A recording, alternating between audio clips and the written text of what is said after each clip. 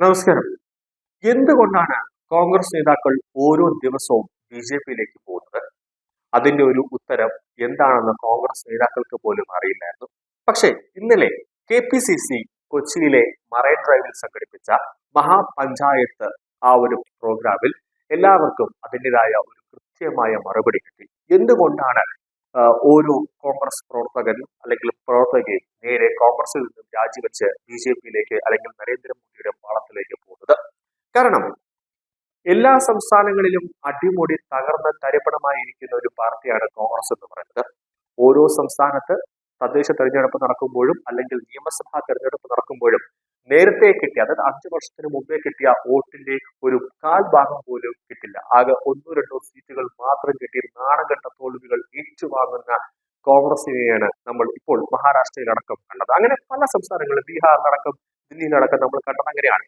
അപ്പോൾ ആകെ ഒരു കച്ചിത്തുരുമ്പ് കോൺഗ്രസിന് എന്നുള്ളത്, അല്ലെങ്കിൽ അവർക്ക് ആശ്വസിക്കാൻ പറ്റുന്ന ഒരു സംസ്ഥാനം എന്ന് പറയുന്നത് കേരളമാണ്. അതായത് ഒരു 2 ടേം പിണറായി സർക്കാർ ഭരിച്ചു. അങ്ങനെ 10 വർഷം CPM കേരളത്തിൽ ഭരിച്ചു. എന്തായാലും പിണറായി സർക്കാരിനെതിരെ നല്ല രീതിയിലുള്ള ജനവികാരമുണ്ട്. സ്വാഭാവികമായിട്ടും UDF വരാനുള്ള സാധ്യത ഉണ്ടെന്ന് ചില എക്സിറ്റ് പോളുകൾ വ്യക്തമാക്കുന്നുണ്ടെങ്കിലും അങ്ങനെ ഒരു ആത്മവിശ്വാസം കോൺഗ്രസിനും ഉണ്ട്. അപ്പോൾ ഈ കൊല്ലമെങ്കിലും, ഇപ്രാവശ്യമെങ്കിലും കേരളത്തിൽ UDF അധികാരത്തിൽ വരും, അല്ലെങ്കിൽ UDFന്റെ ഭരണം ഉണ്ടാകുമെന്ന് ചിലരെങ്കിലും, ചില നേതാക്കളെങ്കിലും വിശ്വസിക്കുന്നുണ്ട്. പക്ഷേ ഒരു പാർട്ടി പ്രവർത്തകനെ സംബന്ധിച്ചിടത്തോളം, അല്ലെങ്കിൽ ഒരു പാർട്ടിയുടെ അമ്പരത്തിരിക്കുന്ന ഒരു വ്യക്തിയെ സംബന്ധിച്ചിടത്തോളം, അല്ലെങ്കിൽ ഒരു മുതിർന്ന പാർട്ടി നേതാവിനെ സംബന്ധിച്ചിടത്തോളം, അല്ലെങ്കിൽ ഒരു പാർട്ടിയെ നല്ല രീതിയിൽ മുന്നോട്ട് കൊണ്ടുപോകുന്ന ഒരു വ്യക്തിയെ സംബന്ധിച്ചിടത്തോളം ആ വ്യക്തിക്ക് ആദ്യം വേണ്ടത് ഒരു ദീർഘവീക്ഷണമാണ്. അതായത് ഒരു ഉദാഹരണം എന്ന് പറഞ്ഞു കഴിഞ്ഞാൽ, ഒരു കമ്പനിയുടെ CEO അല്ലെങ്കിൽ മാനേജിംഗ് ഡയറക്ടറെ സംബന്ധിച്ചിടത്തോളം ആ കമ്പനിയിൽ എങ്ങനെ ലാഭം ഉണ്ടാക്കാം, അല്ലെങ്കിൽ ആ കമ്പനി എങ്ങനെ മികച്ചതാക്കാം എന്നുള്ള ഒരു ദീർഘവീക്ഷണം ഒരു വ്യക്തിക്കുണ്ടാകും. അങ്ങനെ ഉണ്ടായാൽ മാത്രമേ ഒരു കമ്പനി അല്ലെങ്കിൽ ഒരു പ്രസ്ഥാനം വിജയിക്കുകയുള്ളൂ, ആ പ്രസ്ഥാനം മുന്നോട്ട് കൊണ്ടുപോകാൻ സാധിക്കുകയുള്ളൂ. കാരണം പ്ലാൻ A, പ്ലാൻ B, അങ്ങനെ 3 ഘട്ടങ്ങൾ ഉണ്ടാകും. ഇവിടെ കോൺഗ്രസിനെ സംബന്ധിച്ചിടത്തോളം അങ്ങനെ ഒരു പദ്ധതിയോ അല്ലെങ്കിൽ അങ്ങനെ ഒരു ദീർഘവീക്ഷണമോ കോൺഗ്രസിന് ഇല്ല. കേരളത്തിൽ മാത്രമല്ല, ഒരു സംസ്ഥാനത്തും ഇല്ല എന്നതാണ് മറ്റൊരു പ്രധാനപ്പെട്ട കാര്യം. ഇലക്ഷൻ വരുന്നു, ജയിക്കണമെങ്കിൽ ജയിക്കാം, ജയിച്ചാൽ നമ്മൾ അധികാരത്തിൽ കയറിയിരിക്കും, ഭരിക്കും. അങ്ങനത്തെ ഒരു കാഴ്ചപ്പാടാണ് കോൺഗ്രസിനുള്ളത്. അപ്പോൾ ഒരു വനിതാ പ്രവർത്തക കോൺഗ്രസിന്റെ ഈ വിജയിച്ച കൗൺസിലർമാർ ഉൾപ്പെടെയുള്ളവർ എല്ലാവരെയും കൂടെ വെച്ചിട്ടാണ് ഒരു മഹാപഞ്ചായത്ത് പ്രോഗ്രാം ഇന്നലെ മറൈൻ ഡ്രൈവിൽ നടത്തിയത്. അപ്പോഴാണ് ഷാഫി പറമ്പിൽ MP ചോദിച്ചത്, നിങ്ങൾക്ക് എന്തെങ്കിലും ചോദിക്കാനുണ്ടെങ്കിൽ രാഹുൽ ഗാന്ധിയോട് ചോദിക്കൂ, കൃത്യമായ മറുപടി രാഹുൽ ഗാന്ധി തരും.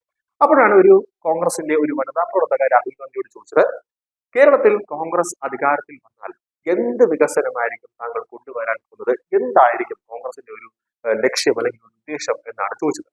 ഈ ചോദ്യം കേട്ട് രാഹുൽ ഗാന്ധി വരെ കിളി പറന്നുപോയി.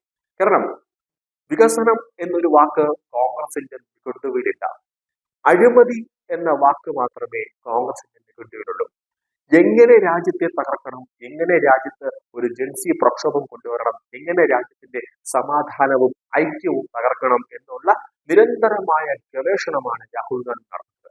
ആ രാഹുൽ ഗാന്ധിയുടെ മുഖത്ത് നോക്കി വികസനം എന്നൊരു വാക്ക് എങ്ങനെ പറയാൻ ധൈര്യം വന്നു എന്നാണ് KC വേണുഗോപാലും അതോടൊപ്പം തന്നെ ഷാഫി പറമ്പിലും രാഹുൽ ഗാന്ധി നോക്കിയത്. ആ വനിതാ പ്രവർത്തകയെ അതിരൂക്ഷമായി നോക്കി അദ്ദേഹം തിരിഞ്ഞുപോയി. അപ്പോഴാണ് മറ്റ് കുറെ കിഴങ്ങൻ കോൺഗ്രസ് നേതാക്കളുണ്ട്. അവർ ചോദിക്കും, ഇങ്ങനെയൊക്കെ എന്ത് ചോദ്യങ്ങളാണ് നിങ്ങൾ ചോദിക്കുന്നത്, ഇങ്ങനെയാണോ രാഹുൽ ഗാന്ധിയോട് ചോദിക്കുക എന്നുള്ളത്? അത് പറഞ്ഞത് ശരിയാണ്. എങ്ങനെ പ്രധാനമന്ത്രി സ്വപ്നം കണ്ടിരിക്കുന്നു, അടുത്ത വർഷം പ്രധാനമന്ത്രി ആകുമോ, അതെങ്ങനെ നരേന്ദ്രമോദിയെ വലിച്ചു താഴെയാണോ, അതോ രാജ്യത്ത് എന്തെങ്കിലും ഒരു അട്ടിമറി കൊണ്ട് വന്നിട്ടാണോ താങ്കൾ പ്രധാനമന്ത്രി ആകാൻ പോകുന്നത്, അങ്ങനെയൊക്കെയുള്ള ചോദ്യങ്ങൾ ചോദിക്കൂ.